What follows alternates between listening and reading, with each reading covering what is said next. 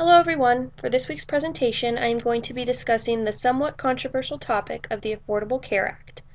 I wanted to address this topic because I have seen, not just in this course, but throughout my classes at Southwestern, a lot of confusion about the nature of this law and healthcare reform in general. This lecture will cover the common questions and concerns I have seen about the ACA.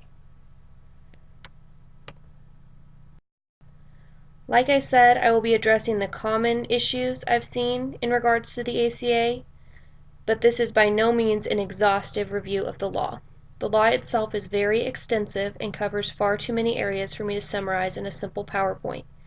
I will instead discuss the issues which you will most commonly run into and which have caused the most controversy.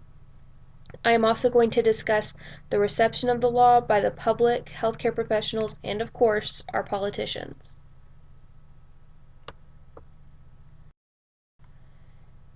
The most basic issue I run into consistently is a lack of a clear definition of the ACA.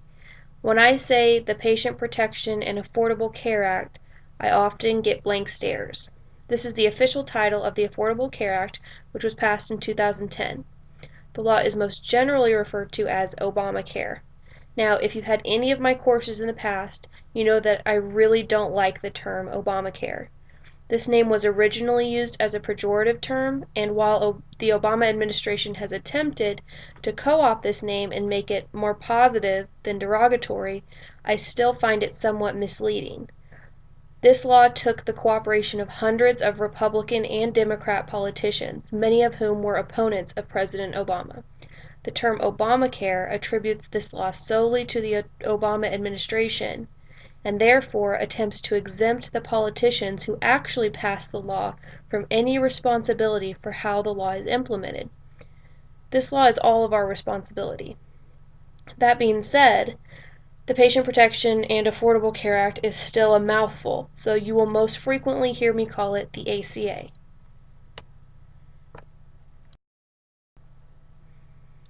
Many of you may not have been involved in the healthcare industry prior to the passage of the ACA, and so the need for healthcare reform may not have been clear when this law was passed.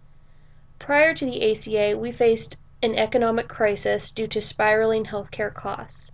Millions of Americans were without health insurance, which meant that hundreds of millions of dollars were spent every year just on emergency medical care for issues which could have been prevented or treated by a primary care physician. Besides that, health insurance companies were far less regulated than they are now, meaning individuals could be turned away for pre-existing conditions, premiums and deductibles could be exorbitantly high, and purchasing private insurance that was not employer-sponsored was often cost-prohibitive. While many people do not agree in any way with the healthcare reform law that passed, virtually everyone agrees some kind of healthcare reform was absolutely necessary in order to avoid an economic and health outcomes disaster.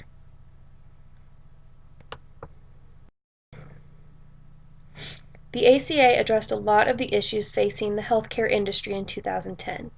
The ACA mandated health insurance for all U.S. citizens and imposed a fine if an individual chooses not to participate in health insurance. The purpose of this mandate was to ensure all citizens had access to preventive and early detection treatment and reduce reliance on emergency medical departments for primary care. The ACA also required insurance companies to provide coverage regardless of pre-existing conditions. This was extremely important because it allowed individuals with chronic diseases like type 1 diabetes to have the assistance of insurance for things like medical supplies or life-sustaining medications like insulin. This requirement reduced the economic burden on individuals with pre-existing conditions dramatically. The ACA also addressed several other areas.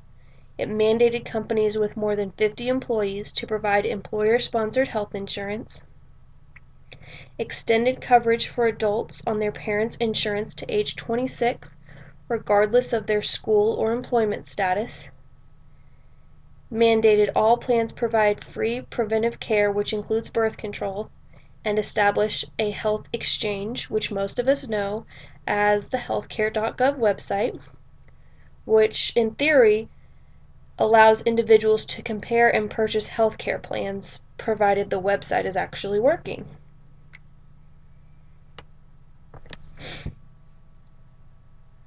While there may be some confusion about what exactly the ACA does, I think there's more confusion about what the ACA does not do. The ACA does not expand abortion rights, it does not place mandates on small businesses, and it does not provide insurance programs for undocumented immigrants. Also, it is important to note the ACA does not force insurance companies to increase premiums or drop coverage. It does place requirements on insurance companies which may change certain aspects of its provided plans or force insurance companies to change plans altogether. But I think there is a conception that the law picks and chooses people who can or cannot have insurance, and that's simply not the truth. There's a lot of misinformation out there, and most of that comes from propaganda designed to dissuade people from supporting further healthcare reform. However, some of the confusion is simply because the law has not been enacted in its entirety, and the language can easily be misunderstood or misconstrued. These are the main things that I like to point out about what the ACA does not do. In fact, the ACA does not address a lot of issues people seem to think that it addresses.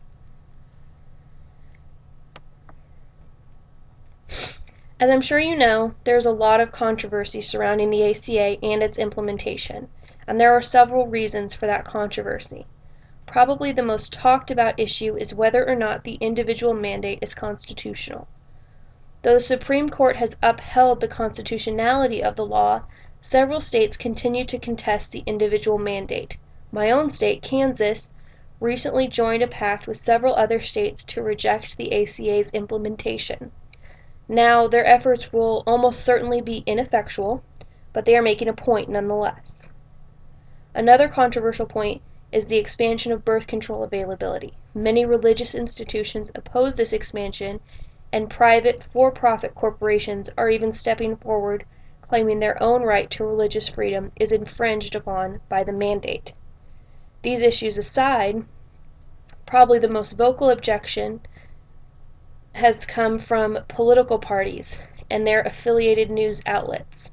Oftentimes these figures make larger-than-life, overly dramatic claims about the horrors of the ACA, and most of this grandstanding is an effort to solidify their position as a rogue independent politician and improve their appeal among groups which value these traits.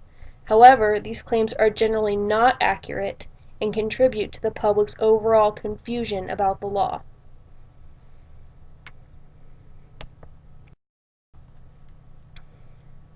So, what are the healthcare industry's next steps?